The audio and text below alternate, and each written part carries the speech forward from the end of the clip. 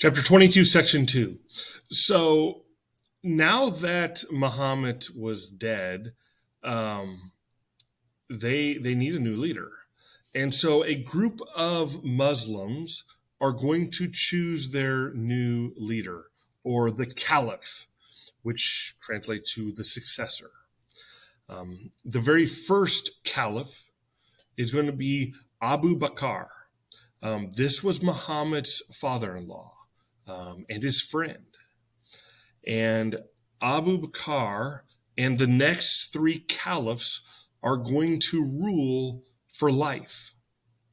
Um, they were close to people. They asked advice from friends. They're going to be called, Abu Bakr and the next three are going to be called the rightly guided caliphs. They carried Islam to other people.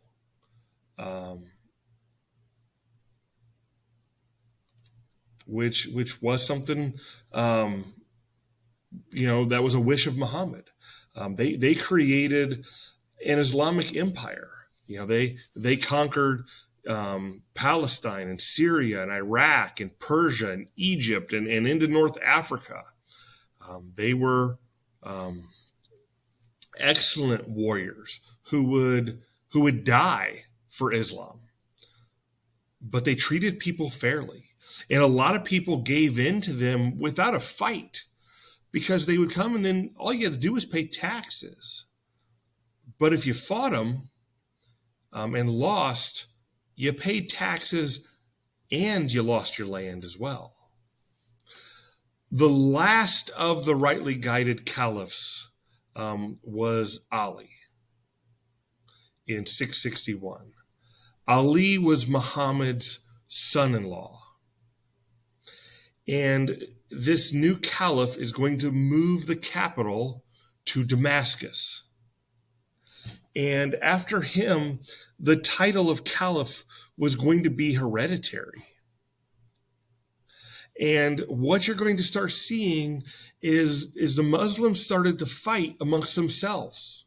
And they're going to divide into two groups.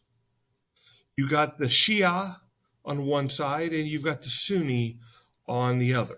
So let's start and let's take a look at the Shia.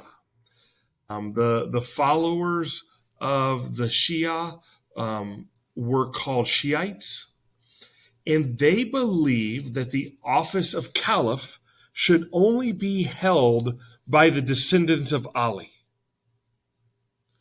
On the other hand, you have the Sunni. Now, this is the larger group. Around 85% of Muslims are Sunni. And they followed the rightly guided caliphs and all the caliphs after them. They didn't matter if they were descendants of Ali or not.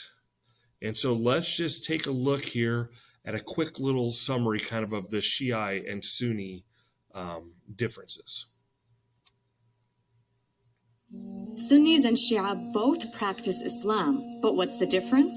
A disagreement 1400 years ago over one simple question: who would lead the Muslim community following the death of the Prophet Muhammad in 632 AD? Some believed that the Prophet Muhammad's cousin Ali was the rightful immediate heir, while others thought Abu Bakr, one of his oldest friends, was the better choice. Today they share a lot of similar beliefs and practices, but Shia believe religious leadership must come from the Prophet Muhammad's descendants, while Sunnis don't. Of the 1.6 billion Muslims in the world, about 87 to 90% are Sunni and 10 to 13% are Shia.